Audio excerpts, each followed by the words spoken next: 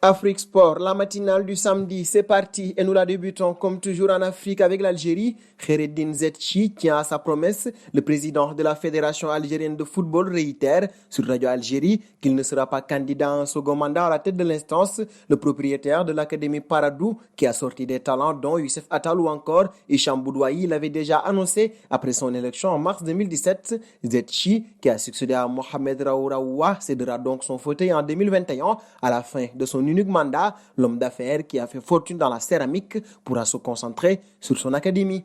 Nous restons d'ailleurs avec Zetchi. Ce dernier a indiqué dans une déclaration à la radio nationale que la FAF n'a pas encore reçu l'aide de la FIFA. Le président de la FIFA s'est exprimé à 2 reprises depuis le début de la pandémie et il a annoncé des mesures d'aide destinées à toutes les fédérations, a expliqué le président de l'instance footballistique. Kheireddine Zetchi a ajouté: je rassure tout le monde à ce sujet. Aucune aide n'a été donnée aux associations membres de la FIFA. C'est un sujet qui est sur la table du comité exécutif le jour où la FAF bénéficiera au même titre que les autres fédérations d'une aide quelconque. Cette dernière sera redistribuée d'une façon équitable entre le football professionnel et le football amateur, a conclu le premier responsable du football algérien. Nous passons maintenant au dossier Kalidou Koulibaly, courtisé par Liverpool, Manchester United ou encore le PSG. Le défenseur central international sénégalais de Naples a tout pour plaire au point d'être considéré comme le meilleur défenseur central du monde. Le profil de Koulibaly a en effet tout pour plaire. Agile et fin techniquement, il est capable de casser les lignes adverses en une passe et réalise souvent de très belles relances. Koulibaly a donc tout du profil parfait du défenseur central moderne. Première rampe de lancement, dernier rempart solide protégeant le portier, ce qui explique donc tout l'intérêt pour lui. Ajouté à cela, il vient de battre Cristiano Ronaldo en finale de Copa. Toutefois, il lui manque un tout petit truc pour être incontestablement le meilleur. En effet, le Napoli est encore trop loin des grosses performances européennes pour lui permettre de briller au plus haut niveau, et un départ vers un club un peu plus huppé pourrait lui permettre de passer ce cap. Dernier point Afrique avec une page noire, le Togo vient de perdre l'un de ses grands espoirs, Kosikou Dagba, meilleur buteur du championnat togolais en 2018. L'attaquant de l'AS Kara s'est éteint soudainement à l'âge de 25 ans, comme a annoncé sa famille, qui n'a pas révélé les raisons de sa mort. Certains médias locaux parlent d'une maladie brusque qui n'a pas laissé la chance aux joueurs de survivre. Que son âme repose en paix.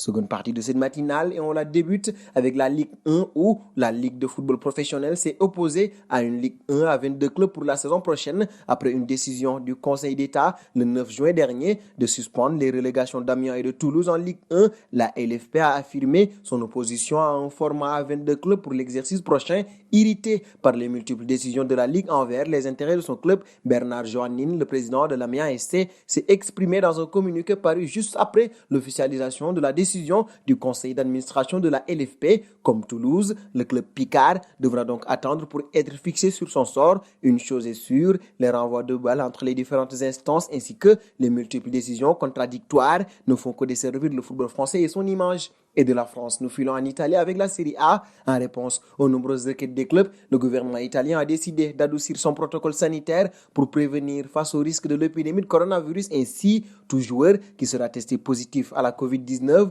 sera placé seul en quarantaine désormais, alors que jusque-là, toute l'équipe faisait l'objet d'un isolement collectif. Dans le même temps, en cas de contamination d'un footballeur, tous les autres joueurs du club seront testés. Ils le seront aussi obligatoirement, ainsi que l'ensemble du staff les jours de match. Une révision des mesures saluées par le président de la Fédération italienne de football qui voit un nouveau pas vers l'achèvement de cette saison sportive. La Série A reprend ce samedi d'ailleurs avec les matchs Torino-Parme et Hellas Verona-Cagliari. Et nous restons d'ailleurs en Italie pour parler de CR7. Après avoir manqué un penalty contre le Milan AC pour son match de reprise en demi-finale retour de Coupe d'Italie, Cristiano Ronaldo a une nouvelle fois rendu une copie sans éclat à l'occasion de la finale de la compétition face à Naples. Si son entraîneur Mauricio Sarri n'a pas été tendre avec le quintuple ballon d'or portugais, il n'a pas été le seul à dégainer. Luca Toni a également donné son avis sur le match sur le plateau de Rai Sport.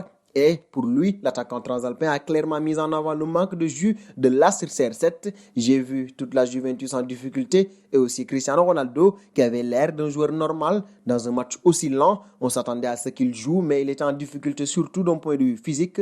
CR7 n'appréciera vraiment pas Dernier point de cette matinale avec un tour d'Europe des rencontres disputées ce vendredi soir.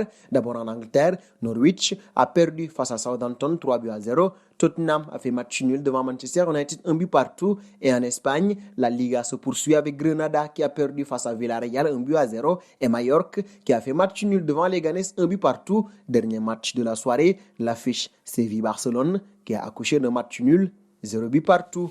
Et c'est cette information qui met fin à cette matinale de ce samedi. C'était un plaisir de vous l'avoir présenté. Nous vous donnons rendez-vous demain dimanche, tout en vous invitant à vous abonner sur Afrique Sport. C'est pour ne rien manquer du monde du football.